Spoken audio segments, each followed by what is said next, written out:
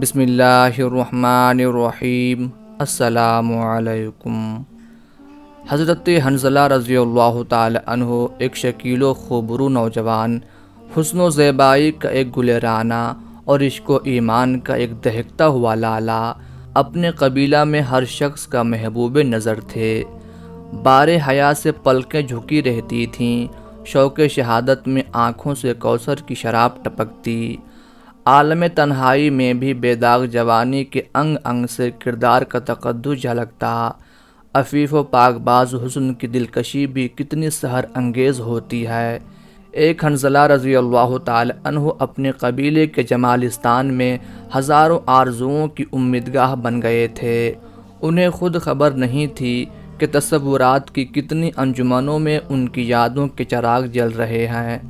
اس عالم فانی کی زندگی میں اس سے زیادہ وہ کچھ نہیں جانتے تھے کہ ایک بندہ مومن کے تمام ارمانوں کا مرکز صرف رسول کونین صلی اللہ علیہ وآلہ وسلم کی ہستی ہے۔ شمع رسالت کے پروانوں کے لیے اس گیتی پر ایمان سے زیادہ کوئی لذیذ چیز نہیں ہے، اور میں قدح عرفان کا بادہ نوش حسن و شراب کی سرمستیوں پر تھوکنا بھی اپنی بے نیازیوں کی توہین سمجھتا ہے۔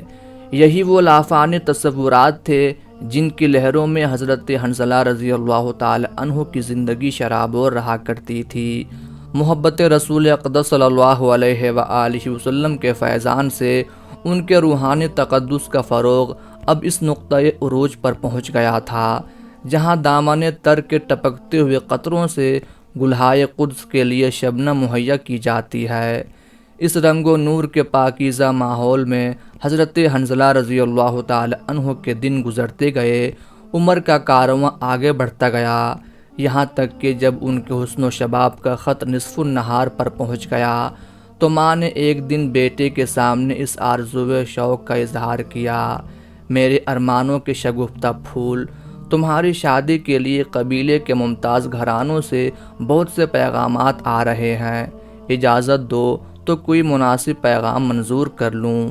بیٹے نے ماں کے قدموں کا بوسہ لیتے ہوئے جواب دیا: میری زندگی کو اسیر شوق بنانے کے لیے وہی زنجیر بہت کافی ہے جس کا نام اسلام ہے۔ اب دل کا کوئی گوشہ التفات غیر کے لیے خالی نہیں ہے۔ چراغ قدس کے پروانے کو اسی شبستان میں رہنے دو ماں، جہاں دونوں جہان کی فرحت نصیب ہوتی ہے۔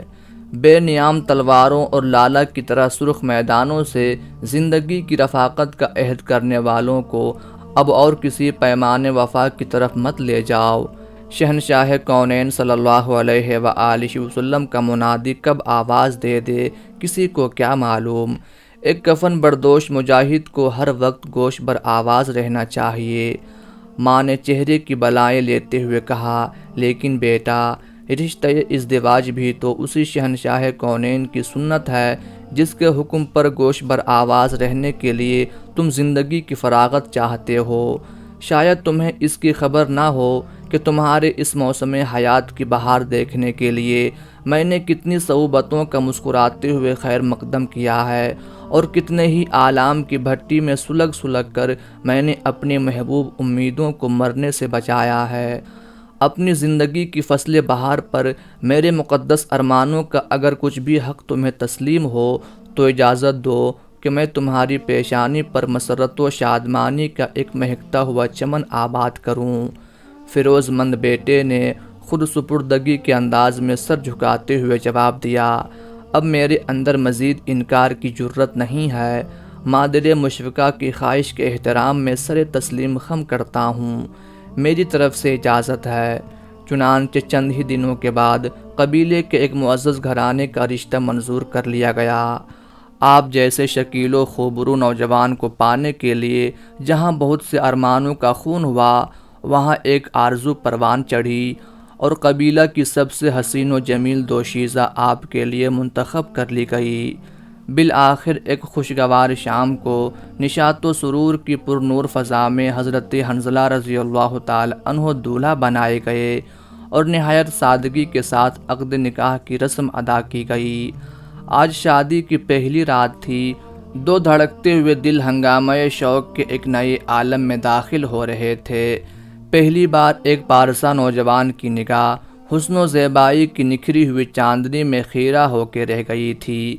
ہر طرف ارمانوں کے ہجوم کا پہرہ لگا ہوا تھا۔ دو عفت مآب روحوں کی ملاقات کا عالم کون بتائے؟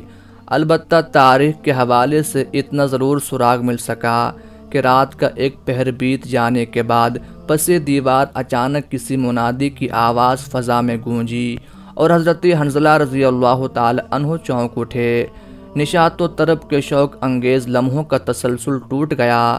چہرے پر ایک گہرے تجسس کا نشان ابھرا اور شدت اضطراب کے عالم میں کھڑے ہو گئے۔ دیوار سے کان لگا کر اعلان کے الفاظ کو دوبارہ غور سے سنا۔ دربار رسالت مآب کا منادی آواز دے رہا تھا کہ کفر کی یلغار اسلام کی فصیل کی طرف بڑھتی آ رہی ہے۔ ناموس حق کے پروانے بغیر کسی لمحے انتظار کے رسالت کی سرکار میں حاضر ہو جائیں۔ مجاہدین اسلام کا صف شکن قافلہ تیار کھڑا ہے جو سپیدہ سحر کی نمود سے پہلے پہلے میدان جنگ کی طرف روانہ ہو جائے گا۔ اعلان کے الفاظ سینے میں اتر گئے۔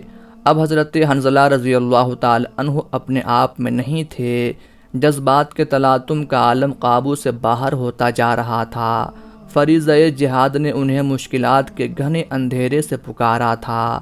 بے خودی کی حالت میں ایک بار نظر اٹھا کر اپنی نئی نویلی دلہن کو دیکھا۔ حسرت ناک کرب کے ساتھ بڑی مشکل سے یہ الفاظ اپنے منہ سے ادا کر سکے۔ جان آرزو، میدان جنگ سے اسلام نے آواز دی ہے۔ اب ہنگامہ شوق کے یہ خود فراموش لمحے ختم ہوئے۔ اجازت دو کہ مجاہدین کی اس قطار میں بڑھ کر شامل ہو جاؤں جو رسالت کی سرکار میں کھڑی ہے۔ زندگی نے وفا کی اور مارکہ کارزار سے بخیر و سلامت واپس لوٹ آیا تو پھر تمہاری زلفوں کی مہکتی ہوئی رات کا خیر مقدم کروں گا، اور اگر خوش بختی سے میری زندگی کام آ گئی اور میرے جگر کا خون اسلام کی بنیاد میں جذب ہو گیا تو اب قیامت کے دن شہیدان وفا کی صفوں میں تمہیں کہیں نہ کہیں ضرور ملوں گا۔ اچھا اب اجازت دو، وقت بہت نازک ہے۔ یہ کہتے ہوئے جیسے ہی قدم باہر نکالنا چاہتے تھے کہ بیوی نے دامن تھام لیا اور ڈبڈبائی آنکھوں کے ساتھ بمشکل تمام یہ چند جملے ادا کر سکی۔ میں خانہ کوثر کی طرف بڑھنے والے کو کون روک سکتا ہے؟ زحمت نہ ہو تو رسول کونین صلی اللہ علیہ وآلہ وسلم کے قدم ناز کی امان میں مجھے بھی لیتے چلو۔ کنیزان بارگاہ کی آخری صف میں بھی جگہ مل گئی تو میں اپنی خوش نصیبی پر تاابد نازہ رہوں گی۔ حضرت حنظلہ رضی اللہ تعالی عنہ نے دو لفظوں میں جواب دیا، سرمدی اعزاز کے استحقاق کے لیے تمہاری یہی قربانی کیا کم ہے کہ تم نے بھرپور بشاشت کے ساتھ عیش و نشاط کے ان دل فریب لمحوں کو اسلام کی ضرورت پر نثار کر دیا ہے۔ یقین رکھو گلشن جاوید کی طرف میں تنہا نہیں جا رہا ہوں، تمہارے ارمانوں کا کارواں بھی میرے ہمراہ ہے۔ اچھا اب اجازت دو، اللہ تمہارے صبر و شکیب کی عمر دراز کرے۔ یہ کہتے ہوئے حضرت حنظلہ رضی اللہ تعالی عنہ گھر سے نکل پڑے۔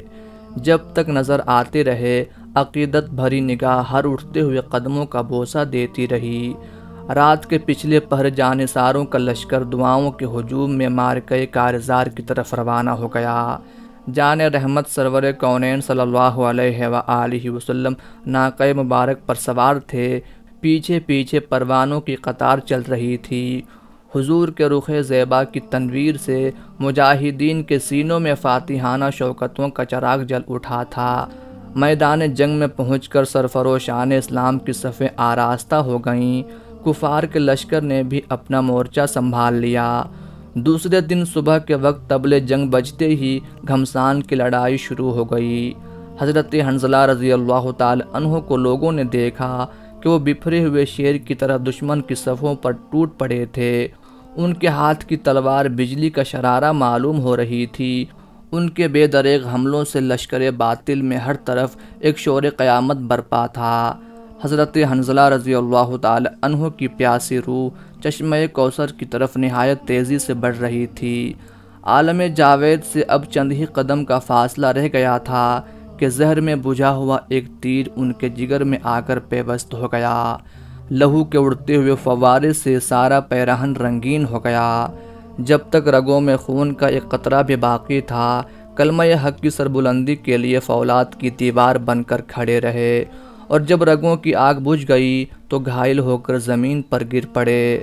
پھر چند ہی لمحے بعد روح عالم بالا کو پرواز کر گئی۔ دوپہر ڈھلتے ڈھلتے کفار میدان چھوڑ کر بھاگ گئے۔ مسلمانوں کو کھلی ہوئی فتح نصیب ہوئی۔ جنگ ختم ہو جانے کے بعد زخمیوں کو اکٹھا کیا گیا اور شہیدوں کی لاشیں جمع کی گئیں تو حضرت حنظلہ رضی اللہ تعالی عنہ کی تلاش شروع ہوئی۔ ان کی گمشدگی پر سارے لشکر کو حیرت تھی۔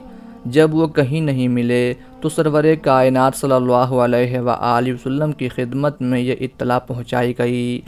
آپ نے چند لمحے توقف فرمانے کے بعد آسمان کی طرف نگاہ اٹھا کر دیکھا اور مسکراتے ہوئے ارشاد فرمایا، حنظلہ کی لاش کو عالم بالا میں فرشتے اٹھا کر لے گئے ہیں، وہاں انہیں غسل دیا جا رہا ہے۔ تھوڑی دیر کے بعد حضرت حنظلہ رضی اللہ تعالی عنہ کی لاش سامنے موجود تھی۔ بال بھیگے ہوئے تھے، خون آلود پیرہن سے پانی کا قطرہ ٹپک رہا تھا۔ مدینہ منورہ پہنچ کر لوگوں نے جب گھر والوں سے ان کے حالات دریافت کیے تو معلوم ہوا کہ رات کو گھر سے چلتے وقت ان پر غسل جنابت فرض ہو چکا تھا۔ اضطراب شوق نے فرض اتارنے کی بھی انہیں مہلت نہیں دی، لہٰذا غسل جنابت کا وہ فریضہ عالم بالا میں فرشتوں کے ذریعے اتارا گیا۔ اسی دن سے حضرت حنظلہ رضی اللہ تعالی عنہ کا لقب بارگاہ رسالت سے غسیل الملائکہ قرار پایا۔ اللہ تعالیٰ کی ان پر ہزارہ رحمتیں نازل ہوں، آمین یا رب العالمین۔